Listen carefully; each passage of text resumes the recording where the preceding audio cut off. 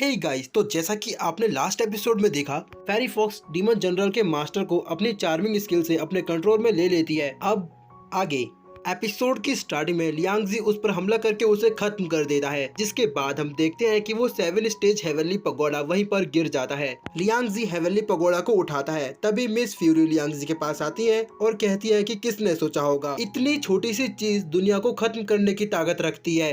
लियांगजी उनको बताता है कि अभी तक ही हेवनली पगोड़ा पूरा नहीं है, इसके और भी टुकड़े आसपास फैले हुए हैं। अगर हम इसके सारे टुकड़ों को मिला दें तो इसकी पावर और भी ज्यादा बढ़ जाएगी। तभी अचानक वो गोल्डन पगोड़ा उस लड़की के पेंडेंट की तरफ अट्रैक्ट होने लगता है। लियांगजी जीविट्रू फायर के इस्तेमाल से गोल्डन पगोड़ा को कंट्रोल में करता है, जिसके बाद वो उस लड़की से पूछता है कि तुम्हें ये पेंडेंट कहाँ से मिला। अगर मैं गलत नहीं हूँ तो इस पेंडेंट में हेवनली पगोड़ा का एक टुकड़ा मौजूद है, जिसकी वजह से वो इसके साथ रिएक्ट कर रहा है। वो लड़की लियांगजी को बताती है कि ये पेंडेंट मुझे मेरे सेक्ट लीडर ने दिया है, ये हमारे ब्लू वाटर सेक्ट की निशानी है। मुझे इसके बारे में कुछ भी नहीं पता, लेकिन अगर आप मेरे साथ मेरे सेक्ट में चलते हैं तो आप लीडर से इसके बारे में पूछ सकते हैं। तो उसकी ये बात सुनकर लियांगजी उसके साथ जाने के लिए तैयार हो जाता है और फिर लियांगजी अपने सभी दोस्तों के साथ ब्लू वाटर सेक्ट के लिए निकल जाता है। जैसे ही वो लोग ब्लू वाटर सेक्ट पहुंचते हैं तो लियांगजी को वहाँ पर काफी ज्यादा डेमोनिक एनर्जी महसूस होती है, इसलिए वो अपने सभी दोस्तों को अलर्ट कर देता है। इसके बाद हम देखते हैं कि ब्लू वाटर सेक्ट में grand son of big head daughter of hell king demon ने हमला कर दिया है। ये दोनों वही डीमन है जिनका मुकाबला पहले भी लियांगजी से हो चुका है और वो दोनों डरकर वहाँ से भाग गए थे। जैसे ही वो डीमन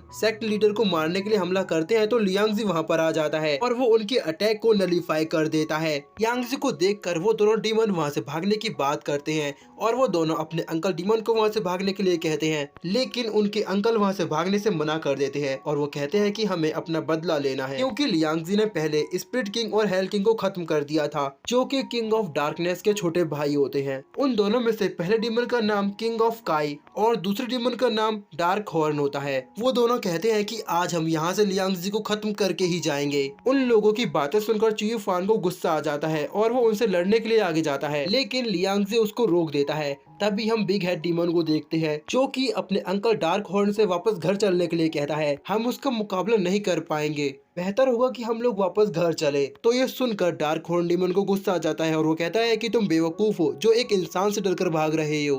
तो बिग हेड डीमन कहता है कि मैं आपकी जान बचा रहा हूँ, अगर आपने अब कुछ और कहा तो मुझे नहीं लगता कि हम लोग यहाँ से जिंदा निकल पाएंगे। लेकिन तभी दूसरा डीमन जिसका नाम काई होता है वो लियांगजी पर हमला कर देता है, जो देखकर बिग हेड डीमन उसे रोकने की कोशिश करता है, लेकिन अब उसके लिए काफी देर हो चुकी थी। लियांगजी उस डीमन के हमले को डॉज करके उस डीमन की गर्दन पकड़कर उसे खत्म कर देता है, जो देखकर सभी डीमन डर जाते हैं। तभी हॉर्न डीमन कहता है कि इसने किंग ऑफ काय को अपने एक ही हमले से खत्म कर दिया, ये कैसे हो सकता है। तभी बिग हेड डीमन कहता है कि मैं आपको इसीलिए रोक रहा था, लेकिन तभी लियांगजी बिग हेड डीमन और डॉटर ऑफ हेल किंग को खत्म कर देता है। जिसके बाद वो डीमन हॉर्न को पकड़कर सेक्ट एल्डर के पास लेकर आता है और कहता है कि ये आपका गुनहगार है, आप इसके साथ जो चाहे कर सकते हैं। लियांगजी की ये बात सुनकर वो लड़की डीमन हॉर्न पर अटैक करके उसे खत्म कर देती है, लेकिन डीमन हॉर्न के मरते ही उसकी बॉडी से काफी ज्यादा ब्लैक एनर्जी निकलती है, जो आसपास के एरिया को पॉल्यूटेड करने लगती है। तो लियांगजी एक क्रिस्टल बॉल में सारी ब्लैक एनर्जी को एब्जॉर्ब कर लेता है। सेक्ट एल्डर लियांगजी का शुक्रिया अदा करता है और वो लियांगजी से पूछता है कि हे महान इंसान, आप कौन हैं। तो चियू फान बताता है कि मेरे यंग मास्टर बेसहारा लोगों के मसीहा हैं, वो एक हीरो हैं, उनका जन्म ही दूसरों की मदद करने के लिए हुआ है। सेक्ट एल्डर लियांगजी को अपने साथ अपने सेक्ट में लेकर आता है। लियांगजी उस जगह को देखता है और उसे वहाँ पर कुछ अलग एनर्जी महसूस होती है। वो सोचता है कि ये जगह किसी तरह एम्परर जीवी से कनेक्टेड लगती है, यहाँ पर मुझे एम्परर जीवी का ऑरा महसूस हो रहा है और वो इसके बारे में सेक्ट एल्डर से पूछता है।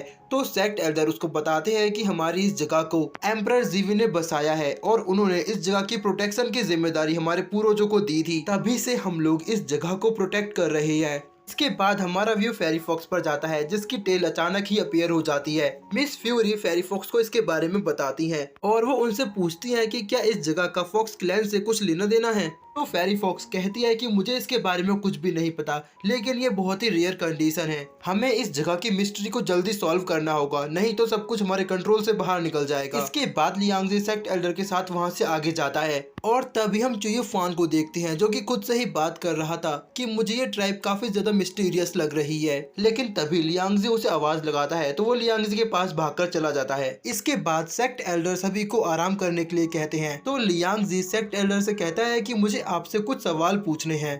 तो ये बात सुनकर सेक्ट एल्डर कहते हैं कि मेरे ख्याल से शायद आपको मेरे जेट पेंडेंट से रिलेटेड कोई सवाल पूछना है। हालांकि मुझे उसके बारे में पूरी जानकारी नहीं है, लेकिन मुझे जितना पता है मैं आपको जरूर बताऊंगा। वो लियांगजी को जेट पेंडेंट देता है और कहता है कि ये जेट पेंडेंट हमारी फैमिली में कई पीढ़ियों से है। इसकी स्पिरिचुअल पावर के इस्तेमाल से हमने अपने ट्राइब को डीमन से बचा कर रखा है, लेकिन अब लगता है कि इसकी शक्ति खत्म हो चुकी है। जैसे ही चुयू फान उस पेंडेंट को हाथ लगाता है तो उसकी स्पिरिचुअल एनर्जी चुयू फान के बैटल आर्मर के साथ रिएक्ट करती है। और जब सेक्ट एल्डर चुयू फान का बैटल आर्मर देखता है तो वो उससे पूछता है कि क्या ये आगासाकी बैटल आर्मर है।